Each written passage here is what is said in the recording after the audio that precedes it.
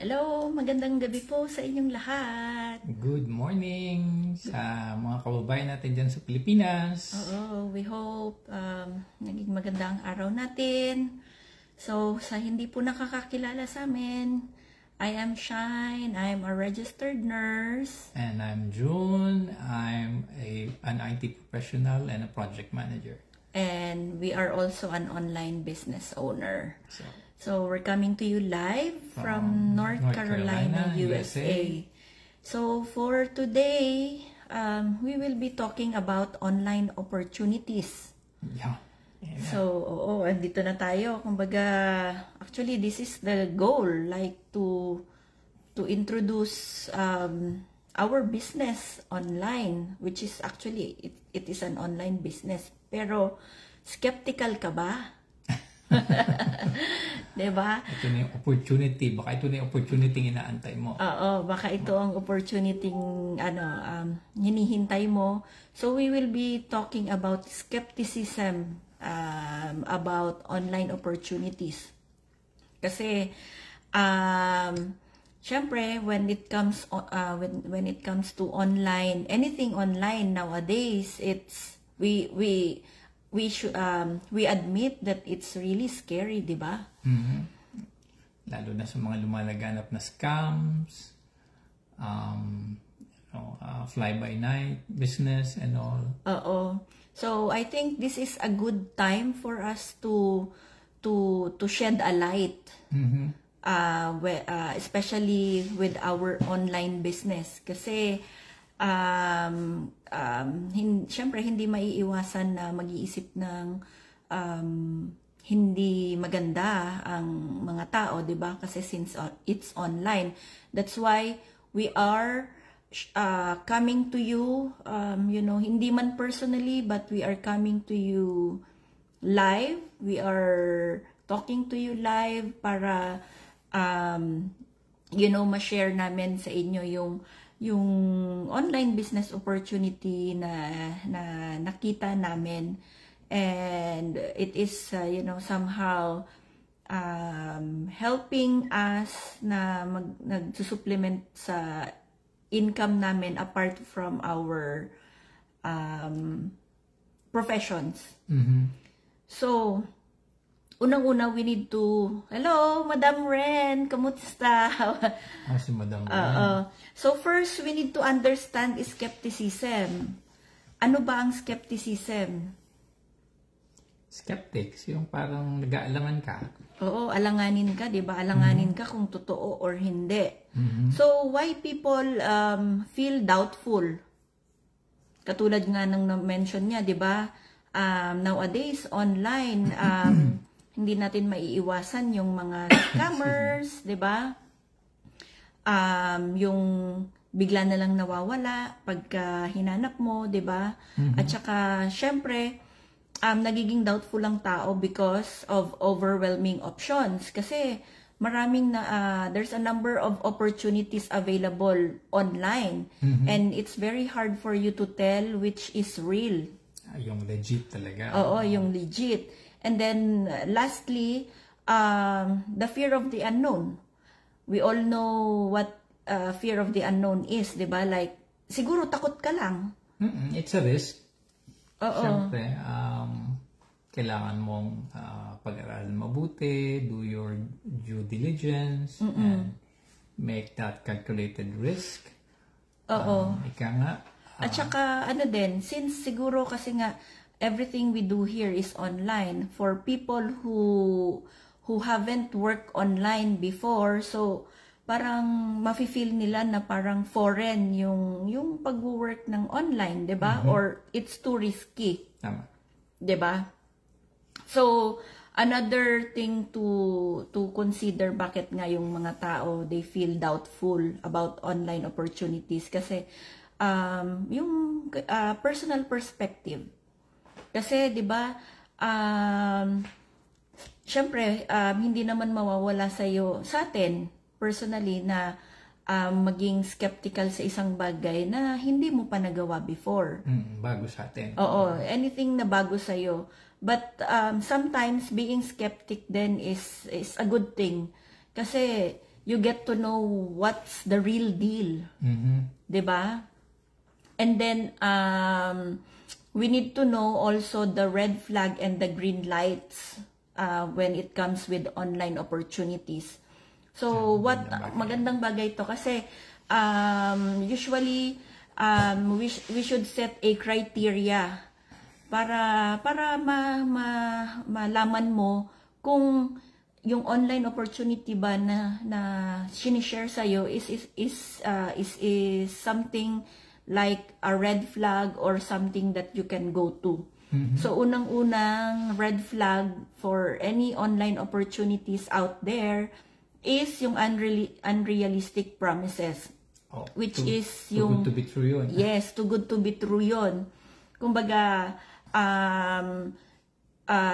kumbaga hindi mo maiisip na parang mangyayari ba agad yun kung halimbawang hindi ka you will not do your own due diligence, 'di ba? Tapos another red flag is they will pressure you to join quickly, like join now kasi limited slots ito. Yun, medyo nakakakaba talaga yun. Oo, kasi parang yung sense of urgency. It's like they are manipulating you. They are like join ka na kasi pagka na-miss mo to, wala na, wala ka ng opportunity. Hindi mo na siya mababalikan. And then another red flag for an online opportunities is lack of transparency. If like for example, if the business that they are offering you doesn't have a business model or it doesn't show you the income potential that they didn't clearly explain, so you should proceed with caution with that, 'di ba? Or do not proceed at all. Oo, ganon. So on the other hand naman, for the green lights of a legitimate opportunities, katulad nung na-mention namin, if a business doesn't have a clear business model, so that is not a legal opportunity. 'Di ba? Kasi if a business has a clear business model, they will explain how the income is made and how the work involved. What are the work involved? What are the work involved? And then next one is you have to establish the business has an established reputation dapat. You have to look for reviews, you have to have a testimonials, of course, and track record of success. Yeah, pwede mo siyang i-Google, kumbaga. Hindi naman bukod sa i-Google. Like, real people who talk about their success. Those are testimonials, actually. And those informations are publicly available anytime. Kumbaga, yes. Pwede mo siya i-search. Gusto mo i-search sa Securities and Exchange Commission. Gusto mong mag-reach out doon mismo sa company or sa business mismo. Anytime that you want, pwede kang mag-connect sa kanila. And the last green light of a legal online opportunity is the community support and training. So, legitimate online businesses often provide training and a support network. So, which is good. Oo. Kaya nga, actually, there are many legitimate opportunities out there. Legitimate online opportunities out there. But finding them requires careful evaluation. Diba? And then, have you ever wondered why online opportunities grow? Like I think for a few years now. Actually, it started when the pandemic hit. If you have noticed, diba? Kasi everything was shut down. Like, yung person-to-person contact na wala. Everything, when the pandemic hit, everything started online, diba? Online order of food, online delivery, everything online, diba? So, in a good sense, there is also a benefit of an online business. Kasi, the flexibility is there. Tama. 'Diba? The freedom to work from anywhere at any time. If you can see from my post, I am working my business when my child is sleeping, or I'm working from the previous post din yata, if you saw him cooking cooking our dinner. Our business was working behind the scene actually. So that is the a proof that our online business is flexible. Tama. And then second, benefit of having an online business is scalability. The opportunities to grow a business at a pace that suits one's goal. Like it's a business that you can work anytime at your own time. At your own pace. At your own pace. Kung halimbawa gusto mo lang slow ngayon, no problem. Nasa sa'yo yan. It's like you are your own boss. Doon sa scalability benefit of having an online business. You are the boss. Nobody will tell you to work on your business now. Nobody will tell you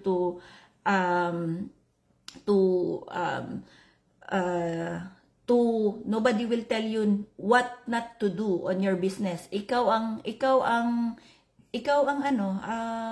gagawa kung anong gusto mong gawin sa business mo. 'Di ba? Diskarte mo 'yon. Oo. And then lastly, last benefit of having an online business is a low startup cost. Compared to traditional businesses, many online businesses starts with initial capital.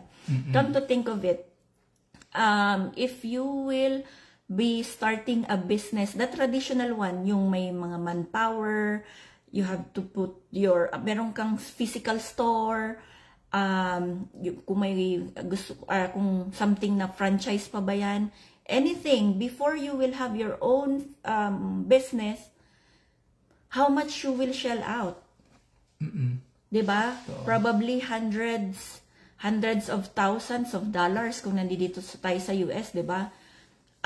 Syempre, for those who wants to have a good, income na maglalabas. Although sa Pilipinas naman, may mga iba nag-i-start ng mga maliliit lang. But still, nasa kanila pa rin yun, how they will going to paiikutin yung business nila. Diba? Tapos, next will be examples of successful models. Kasi diba nasabi namin, dapat an online business should have a clear business model, diba? So once you say a successful business models, meron niyang katulad yung sa mga e-commerce. Any idea about e-commerce? May platform siya para mag-advertise. Meron siyang way how to do transactions online. No, it's actually selling products online. Once products. We say e-commerce. So another example of a successful online business model is the digital marketing. Ayun ang siguro narinig nyo na yan nowadays. Digital marketing. If you can see Chinkitan, ina-advertise niya yan, digital marketing. I think he's into digital marketing din. Hi, Teracel, thank you for watching. Yung Peso Sense. And then there's also freelancing, which is those people are providing services. Services, consultancy, subject matter expertise. Yan. So, another thing din, yung online consulting. So, maraming mga tao din na yung nag-open nga nung business na yon, yung online consulting, para yun yung way nila na makipag-deal with other people. Pero, since it's online consultancy, it is a legitimate business kasi, I think may mga licenses pa yan na kasama eh. Diba? And then, how are you going to overcome skepticism? Sige daw. Paano? So, syempre, with research and due diligence. So, if you notice sa mga post namin on our business page, we always urge people to do their own due diligence and research. Kasi ang importance ng doing your research is ang tawag dito, yung mabibigyan mo ng pagkakataon yung sarili mo na malaman kung ano yung opportunity that was presented to you. And mag-gauge mo rin kung para sa iyo ba yung business na yun. Oo. Kung baga, kaya mo bang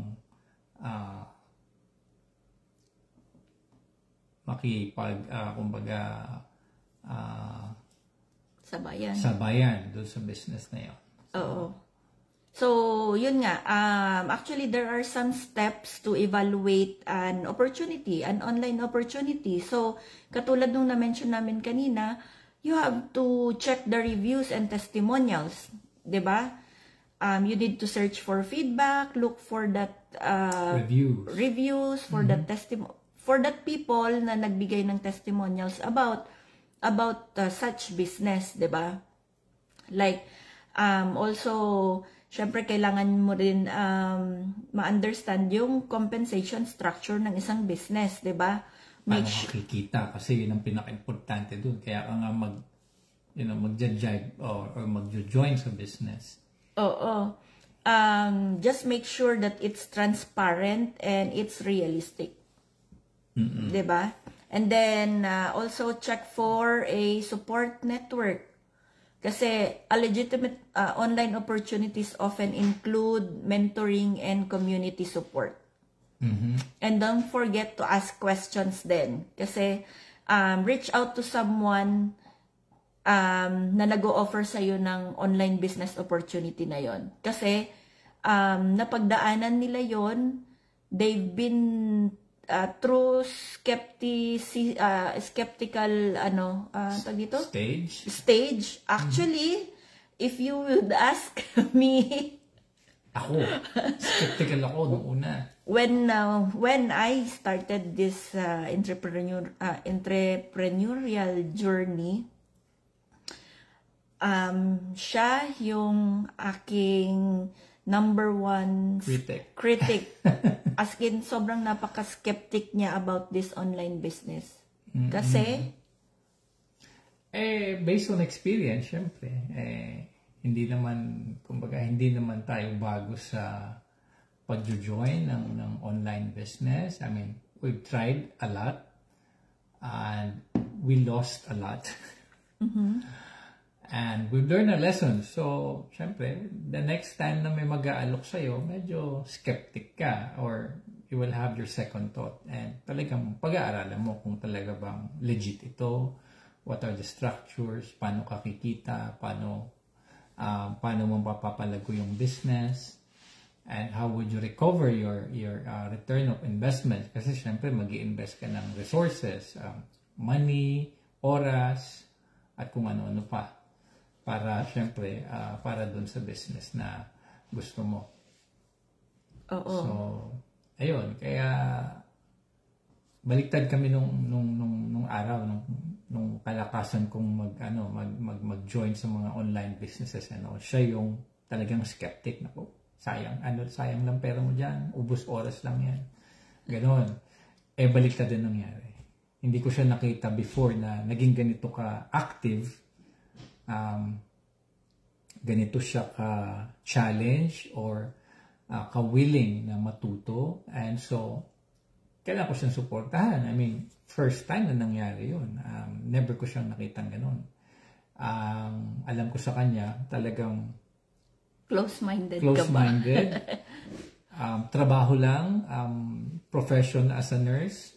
Itong trabaho ko, ito yung sinumpaan ko. Ito lang ako. Kasi, I did my due diligence.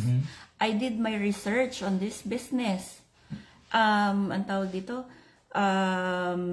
nung nakita ko yung lahat nung na-mention namin kanina, like the mentoring and coaching, the ano pa yun? Yung clear business model, established ano sinabi ko kanina? Established foundation. Everything, lahat pumasok. Pasok sa banga yung... Lahat yung check. Hi Janine, how are you? Hello. Please comment down below where you are watching from so we know how global our business is. Reaching. Yeah. Itong ating broadcast. Yeah. So, it's always good, syempre, to whenever you are trying to start to put up a business, to do a feasibility studies. And yes. Part ng feasibility studies, of course, is yung due diligence mo din. English. So,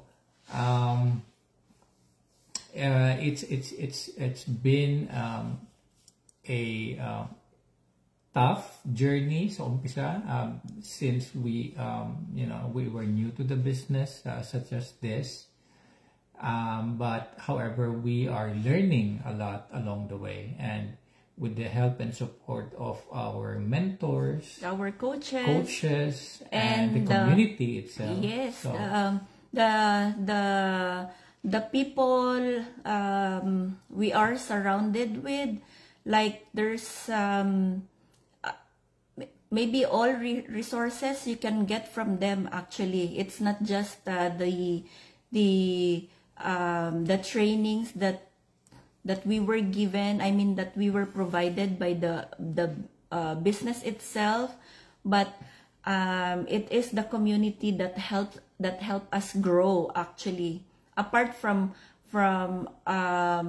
building our mindset, shifting our mindset. Like, it's really a good feeling to know that apart from the business partners that you have, you are surrounded with the community with the same minded people. Yeah, the support system is really good. Not only for us, because there are newbies as well that we know of, and they are really excelling into the online business. Yeah, well. Actually, when we started, we don't have any idea about online business, so it was really challenging for us.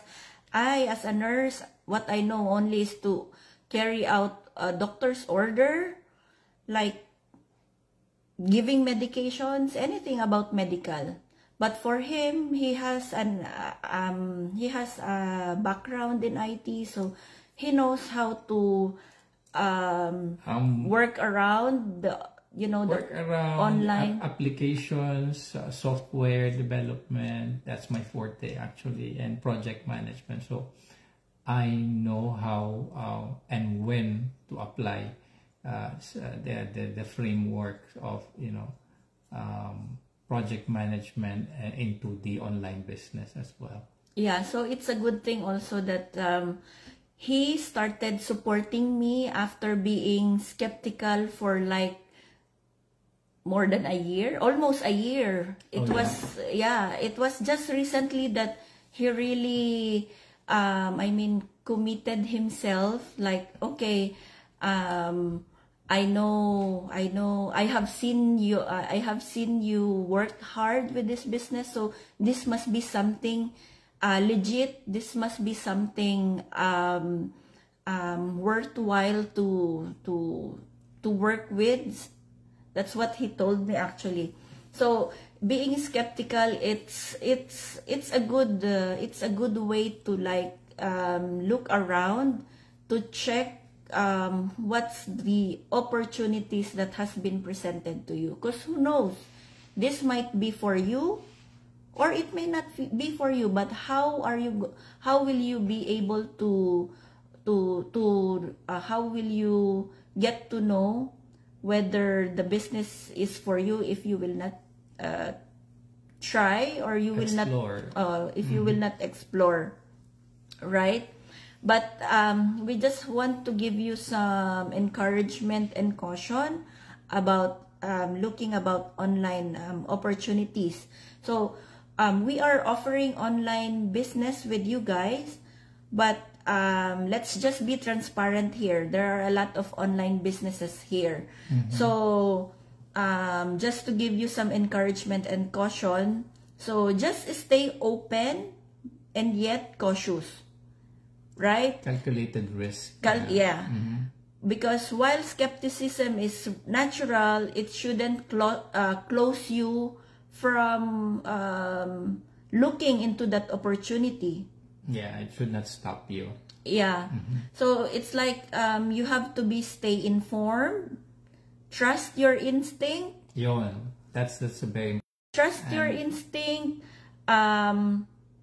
Whether for example, you have been seeing online opportunities, as we have mentioned before, that is too good to be true.